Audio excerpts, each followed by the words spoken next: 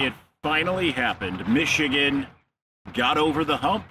Michigan went out there, beat an SEC team, a team that a lot of people did not think that Michigan could beat. I personally was skeptical of it. I didn't give you my preview. I did not tell you what I thought Michigan's score was going to be. Would have said 27-13 Alabama, and it started to look like it was going to be exactly that. But the Wolverines didn't flinch, they persevered, and they won the Rose Bowl. Let's talk about the win on this episode of Locked On Wolverines. You are Locked On Wolverines, your daily podcast on the Michigan Wolverines, part of the Locked On Podcast Network.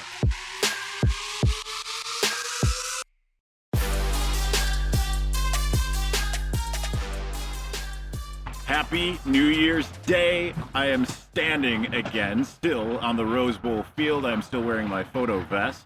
I am getting to you as fast as I possibly can to discuss Michigan's big win over the Alabama Crimson Tide. And I want to make sure we're still actually recording here. We are. Good. Just to discuss this win, to advance to the national championship game. I got to tell you, it was something incredibly surreal being down there on the field, overtime, all of that stuff. Even that final drive that Michigan had, when they were back over here, this was not the end zone that they won, and it was the one over on the other end. But just for the sake of just being able to drive the field, because it did not feel like Michigan's offense could do anything at that point. Michigan's offense was very, very, very good, but yet not necessarily explosive. Kind of felt like they could run on Alabama to kind of do whatever they wanted in the early going. But third quarter happened. Michigan standing with about 200 yards to Alabama's about 100. And then suddenly, everything stops. All the momentum shifts towards Alabama. It wasn't immediate. Obviously, it happened later in that third quarter when Alabama was able to drive the field, able to take that lead. And it started to feel, those Alabama fans that were over to my left, that were taking up all of this space over here, they got really hyped up. They got really excited. You could feel that they had started to kind of move into this feeling of, we're going to go play in that national championship game. The Michigan fans that were to my right were starting to not necessarily have that feeling. But the Let's Go Blue chant started when Michigan was on offense and really started getting things going. And it really felt like, okay, there is a good shot that Michigan can come back, because this is a team that doesn't flinch. And this Michigan team did not flinch. Drove the field, big plays from Roman Wilson, even bigger plays from Blake Corum. And again, J.J. McCarthy, guy that Jim Harbaugh said is born for this, to be in these moments, made the throws when they absolutely needed them. This was a clutch performance. And it completely negates all of those narratives that have been going on, right? You have all of the narratives, Michigan can't win in the postseason. The Big Ten generally can't beat the SEC. The SEC is king. Well, guess what? Michigan just eliminated the SEC champion. No more SEC in the playoff. At this moment, it's looking like it's going to be Washington at the time of me recording this. By the time that you hear or see this, we'll know exactly who Michigan's playing. But at this moment, I mean, it's just absolutely incredible that Michigan was able to accomplish this. Win without Connor Stallions. He may or may not have been here at the Rose Bowl. But it was a narrative-changing win. I was talking to Jared Wangler before the game, and we were both. And I also was talking to a national reporter from CBS who all of us were in agreement. This was the biggest game that the college football playoff had ever seen before the game. That this was the biggest matchup. This was going to be the biggest game. This was the biggest Michigan football game to date, the biggest one in history. And yet, Michigan, despite everything, all of these narratives, despite getting that punch back by an Alabama, comes out and wins the game in overtime. And I thought it was absolutely appropriate that they win it with that sack on Jalen Milroe. If you want to call it a sack, obviously he kept the ball and runs forward, and actually seeing it again on tape, it was even more impressive, the fact that he did not gain seemingly an inch. He ran right into the teeth of the defense, and Michigan held strong after all of those timeouts, all that time to think about it. Absolutely amazing. We're going to continue talking about this game. We're going to get into some of the stats and everything that really impressed me and what it means going forward. We're going to do that here in just a moment. But before we do that, the NFL regular season is wrapping up, but there's still time to get in on the action with FanDuel, America's #1 sportsbook. Right now, new customers get $150 in bonus bets, guaranteed when you place a $5 bet. That's it. That's $150 in bonus bets, win or lose.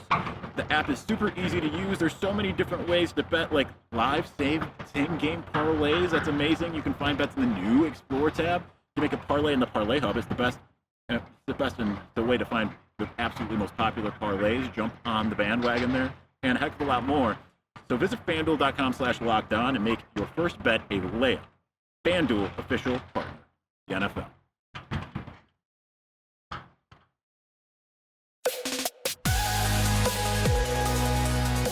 Again, Michigan beat Alabama 27-20 in overtime. All of that happened in the end zone. That's all the way on the other side. I am standing in the other end zone. Blake Corum scored to the left of me on the first touchdown, and then everything, pretty much the rest of the scoring was all the way on the other side of the field behind me. But absolutely phenomenal win, obviously. That goes without saying. Michigan gets to advance to the national championship game. I think it's really surreal. Talking to everyone, talking to Patrick Barron and some of these others, it's like, it just feels like there's going to be a moment where they say, actually, just hold on a minute. Everyone on the Alabama side, obviously in complete disbelief here on the field, watching our good friend Jake Butt run out and celebrate, watching Charles Woodson and Desmond Howard and everyone else just go out and celebrate and just have like this big moment. Just see the look on the players' faces. You can check out my gallery at wolverineswire.com. I got a lot of those reactions, maybe not all of them that I captured, but as many as I could get out in a timely fashion here. So I think what's interesting is that Michigan actually held Alabama to a season low offensively. It really took until that momentum shifted when they were able to start driving the field. Obviously, huge, timely fumble recovery by, I didn't see who forced the fumble. Keep in mind, I'm on the field. They didn't really say, fumble forced by whoever. I was on the other side, and I was back that way, and it was over here.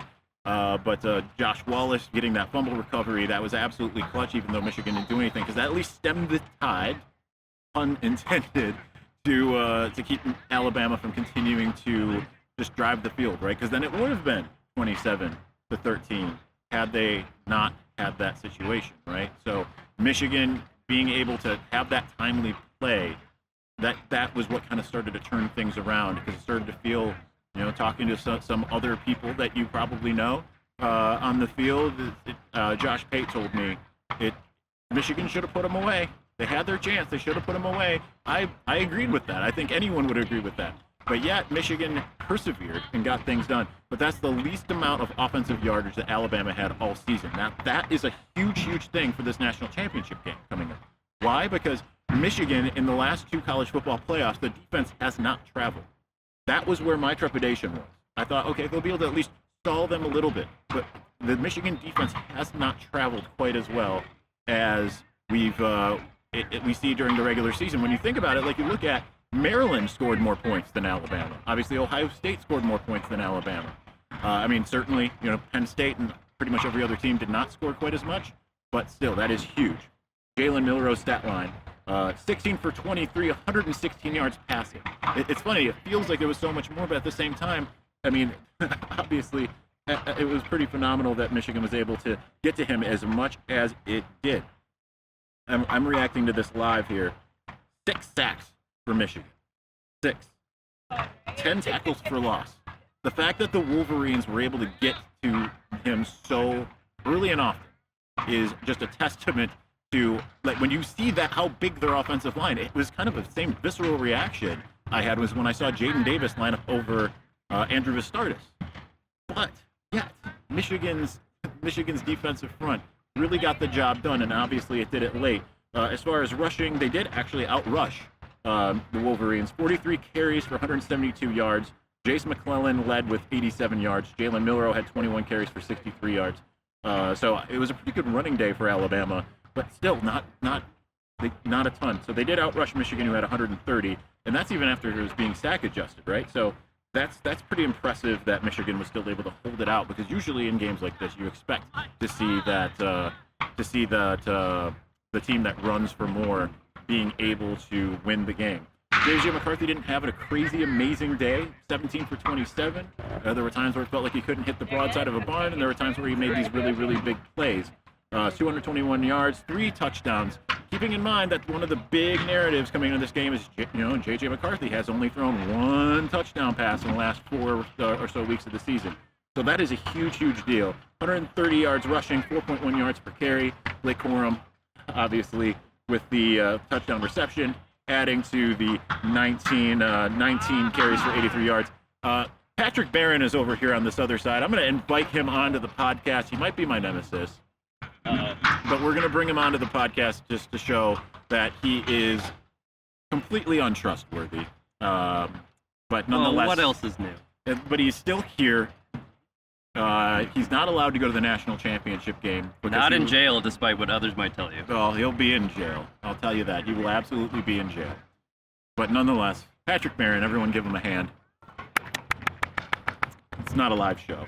Oh. Yeah, it's not streaming to a live audience. Well, okay. Hi, if I make it on. He will. He'll make it on. And Alejandro Zuniga from 24/7 Sports, the Michigan Insider. They are searching, I'm assuming, for roses and rose petals and all the confetti that is here on the ground here. Getting back to it, Roman Wilson, Tyler Morris picked his perfect day to have his first touchdown reception. This is what I really liked about this team on this day. Tyler Morris should have been tackled like 6 times. J.J. McCarthy even mentioned that. He's like, I thought there was no way he was getting the end zone. J.J. McCarthy late in the game when they absolutely need it. They absolutely need the first down. They absolutely need to make plays. He is just dragging 2 people on his back. You had the same thing with the final touchdown in overtime by Blake Corum, just dragging people and just kind of being able to have like probably the grittiest run that we have seen yet from Blake Corum.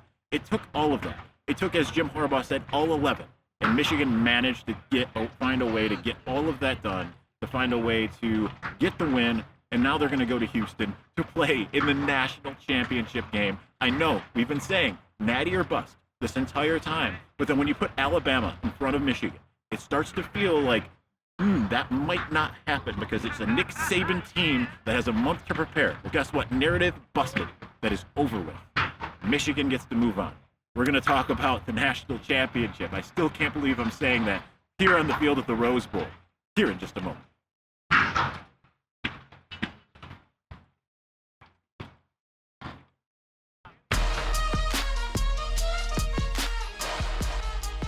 Yes, this is one of our shorter shows. I don't mean it for it to be. They're trying to. They don't want me here. There's still a couple other people here, but they were telling me 8:45. It is 8:50 right now. But there's more people looking like they're coming down and they want to record. But the Rose Bowl, they don't want us here anymore.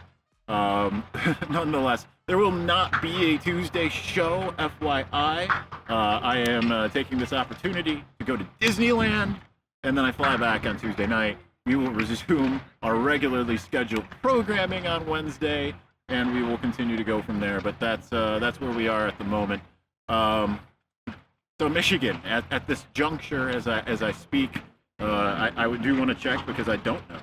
And right now, with 13 minutes left in the fourth quarter, Texas is trailing Washington by 13 points. So it's increasingly looking like Michigan is going to end up facing Washington. Now, I personally want Texas. Why do I want Texas? Because the idea of two reasons. The idea of facing Texas in the state of Texas. Houston is very far from Dallas, but the idea of facing Texas in Texas, that's one of those things where that's such a hard road to climb, right? I've long said I wanted Alabama in this game, right?